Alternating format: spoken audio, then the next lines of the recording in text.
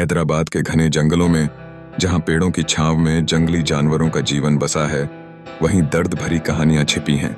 दिनों दिन उजड़ते इन जंगलों में शेर, तेंदुए और हिरण अब संकटों का सामना कर रहे हैं।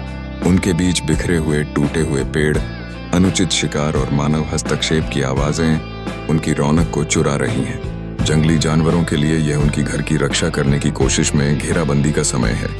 शेरों की गर्जना अब डर के शब्दों में बदल गई है, जबकि तेंदुए चुपचाप अंधेरे में छिपते हैं।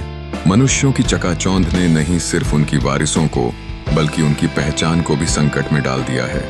हिरण अब अपने छोटे बच्चों के साथ सुरक्षित स्थान खोजने की कोशिश कर रहे हैं।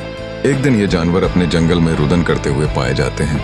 मेघों की गड़गड़ाहट में भी चीतों का चीत्कार सुनाई देता है। वे अपने अस्तित्व की लड़ाई में हैं, और अगर ऐसा ही चलता रहा तो एक दिन प्रतिध्वनित होती उनकी आवाजें इस जंगल से गायब हो सकती हैं।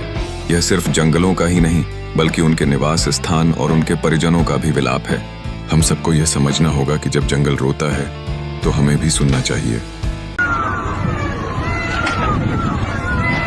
ये आवाज है उन हजारों मोरों की जिनका घर उजाड़ा जा रहा है। हैदराबाद के लंग्स कहे जाने वाले कंची गाची बोली 400 एकड़ फॉरेस्ट लैंड को जेसीबी से हटाया जा रहा है, क्योंकि गवर्नमेंट वहाँ पर बिल्डिंग्स बनाना चाहती है, और जिसके वजह से 450 स्पीशीज का घर उजाड़ा जाएगा, जिनमें से कुछ एंडेंजर्ड भी हैं। ये सिर्फ हैदराबाद की कहानी नहीं है। देश में 13,000 वर्ग किलोमीटर यानी 10 दिल्ली जितना फॉरेस्ट एरिया खतरे में है। ऊपर से देश में हीट वेव और क्लाइमेट चेंज से आए डिजास्टर एक अर्जेंट क्राइसिस है। क्या अपने स्वार्थ के लिए इनका घर तबाह करना जरूरी है? और इनका ही क्यों? ये पेड़ नहीं रहे तो हम कौन सा चैन से जीने वाले हैं? Share this video as much as possible.